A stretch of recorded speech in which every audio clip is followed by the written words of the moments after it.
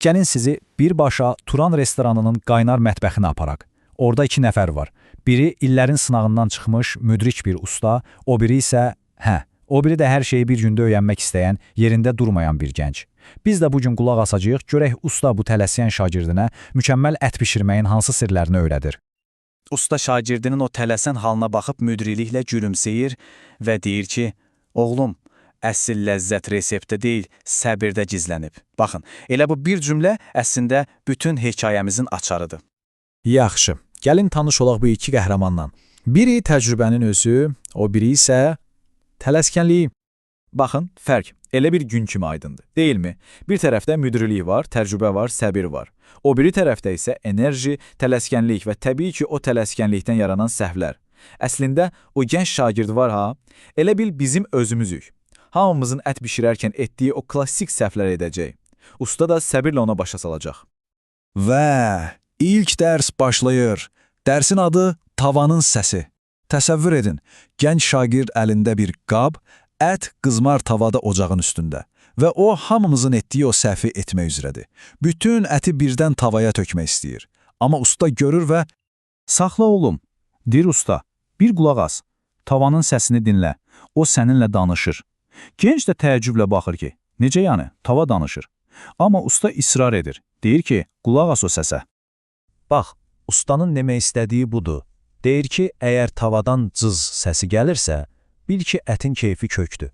Yəni, yüksək istidə qızarır, üzərində o ləzzətli qabıq yaranır, amma əgər səs fokur-fokura çevrildisə, deməli nəsə düz deyil. Tavanı çox doldurmusan, istilik düşüb və ət qızarmaq əvəzinə başlayıb öz suyunda pörtləməyə, yəni ağlamağa. O artıq qızartma deyil, elə bil bulyon olur. Ustanın xoşbəxt ət dediyi o cız səsi var ha, onun elmində bir adı da var. Maillard reaksiyası. Çox da dərinə getməyə, sadə dildə desək bu o deməkdir ki, yüksək istidə ətin içindəki şəkərlərlə zülallar bir-birinə salam verir və nəticədə o qızarmış, qəhvəyi, xırçıldayan, ağız sulandıran qabıq yaranır. Bütün ləzzətin sirri bax elə bu reaksiyadadır. Yaxşı, birinci dərsi başa düşdük. İndi keçək ikinci dərsə, səbrin gücü. Gənc şagirdimiz bu dəfədə başqa bir klassik səhvə yol verir. Əlinə sərt bir mal budunu alıb onu birbaşa manqala atmaq istəyir. Yəni, elə bir rezin hazırlamağa gedir. Təbii ki, usta buna imkan verməz. usta yenə başını bulayır və o məşhur sözünü deyir. Sərt ət yoxdur, səbirsiz aşpaz var. Nə qədər dərin sözdür, deyilmi? Yəni, demək istəyir ki, hər ətin öz dili var, öz bişirilmə üsulu var. Əgər doğru yolu tapsan, ən bərk əti belə pambur kimi edə bilərsən. Bax, bu yavaş bişirmənin ya da xaricilərin dediyi kimi braisingin sehri budur. Əvvəlcə o sərt, damarlı, yəni kollagenlə dolu əti götürürsən. O kollagen elə bil əzələləri bir-birinə bağlayan bərk bir sapdır. Sonra bu əti qoyursan vamoda, saatlarla. Qoyursan öz suyunda, yavaş-yavaş, tələsmədən bişsin. Və möcüzə baş verir. O bərk saplar, yəni kollagen, əriyir, çevrilir ləzzətli bir jelatinə. Nəticə, sümükdən özü ayrılan, ağızda əriyən, lokum kimi bir ət. Elə bu gördüyünüz bozbaş, buğlama kimi yeməklər var ha. Bax, onlar səbrin ən gözəl meyvəsidir. Həmin o bərk budu manqala atsan çiynəmək olmaz. Amma saatlarla vamodda bişirəndə, bax, belə möhtəşəm bir nəticə alınır.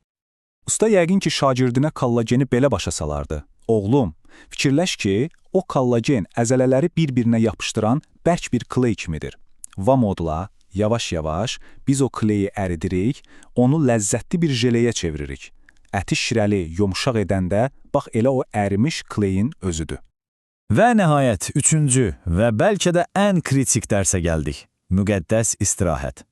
Ət bişib, oddan götürülüb, ətri bütün mətbəxi bürüyüb, gənc şagirdin gözləri parıldayır, dözə bilmir, dərhal əlinə iti bir bıçaq alır ki, kəssin. Amma bilmir ki, ən böyük səhvi elə indi edəcək. Ət qızarıb, bişib. İndi nə etmək lazımdır? Yəqin ki, hamımızın ürəyindən keçən odur ki, dərhal kəsək, bir tikə dadına baxaq. Elə deyil? Bizim tələsiyən gənc də eynən belə fikirləşir. Elə bıçağı ətə vurmaq istəyir ki, usta ildırım sürəti ilə onun biləyindən yapışır və qışqırır. Dayan! Bu səs bütün mətbəxdə əks-səda verir. Çünki bu, bəlkə də ən bağışlanmaz səhv olardı. Usta nəfəsini dərib deyir, ət incicə oddan çıxıb şokdadır. Qoy bir nəfəsini dərsin, bir özünə gəlsin. İndi sən onu kəssən, bütün canı, bütün şirəsi axıb gedəcək kəsmə taxtasına. Bax, ətin o dincəlmə məqamı bu qədər vacibdir. Fərq inanın ki, gecə ilə gündüz qədərdir. Əgər dərhal kəssəniz, o yüksək istidən bütün şirələr ətin mərkəzinə yığışmış olur.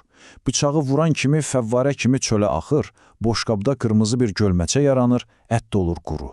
Amma bir 10-15 dəqiqə səbir etsəniz, o mərkəzə yığılan şirələr yavaş-yavaş yenidən bütün ətə yayılır, hər lifə hopur. Onda kəsəndə hər tikə şirəli, ləzzətli qalır. Beləcə dərslər bitdi. Gənc şagird artıq başa düşür ki, məsələ təkcə əti bişirmək deyilmiş. Bu, bütöv bir fəlsəfə imiş. Gəlin ustanın öyrətdiyi o 3 əsas qaydanı bir daha yada salaq. Deməli, mükəmməl ətin 3 əsas sütunu var. Birincisi, tavanın səsini dinlə. İkincisi, ətə qarşı səbirli ol. Hər ətin öz xasiyyəti var. Üçüncüsü isə ona hörmət elə, dincəlməyə vaxt ver. Bu 3 qaydanı heç vaxt unutmayın.